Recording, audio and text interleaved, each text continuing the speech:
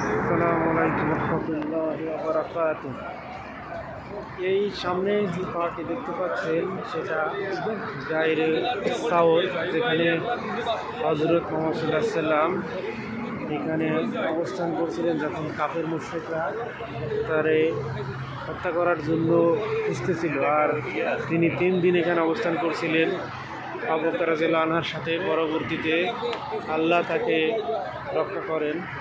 সেখানে একটা মাকড়সার জাল তৈরি হয়েছিল। এটা দেখে কাফেররা সিদ্ধান্ত নিয়েছিল যে এখানে কোনো মানুষ থাকতে পারে না, কারণ মানুষ আসলে বা গেলে সেখানে এই জাল তো ভেঙে যাওয়ার কথা, অথচ সে জাল ভেঙে যায় নাই। তো পরবর্তীতে সেখানে তিনি অবস্থান করছিলেন। তো এখানে দেখতে পাচ্ছেন অনেকগুলো কবুতর, এরকম সবসময়ের জন্য এরকম কবুতর থাকে। এই কবুতর সুবহানাল্লাহ সবসময় এখানে যেন অবস্থান করে, ওখানে অবস্থান করে, এগুলো মানুষ খাবার দেয়। তো যাই হোক, গায়ের শহর সম্পর্কে, জাবাল শহর সম্পর্কে বলতেছিলাম যে যেখানে মুহাম্মদ সাল্লাল্লাহু আলাইহি সাল্লাম অবস্থান করছিলেন, সুবহানাল্লাহ। তো এটা সেই পাহাড়, এটা হলো মক্কা হচ্ছে ওই সাইডে, আর ওর বিপরীত সাইডে হচ্ছে মদিনা রাস্তা, 450 কিলোমিটার দূর। আর ওই রাস্তায় না গিয়ে মুহাম্মদ সাল্লাল্লাহু আলাইহি সাল্লাম এবং আবু বকর রাদিয়াল্লাহু আনহু এইখানে অবস্থান করছিলেন।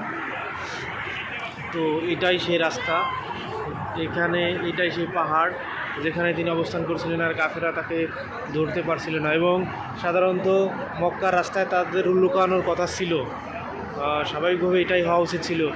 কিন্তু যাতে তারা ওইটা মনে না করতে পারে যে তার বিপরীত পক্ষে তারা লুকাইছে, তো সেই উদ্দেশ্যে তিনি লুকাইছেন, আল্লাহ তারা হেফাজত করছিলেন। আমরা এখানে ঘুরতে আসছি, এখানে আমাদের যে টিম, যে এই আর কি। ঠিক আছে, তাহলে আমরা উপরে যাবো ইনশাল্লাহ। দেখি উপরে দেখার মতো কী আছে, ইনশাল্লাহ উপরে যাই।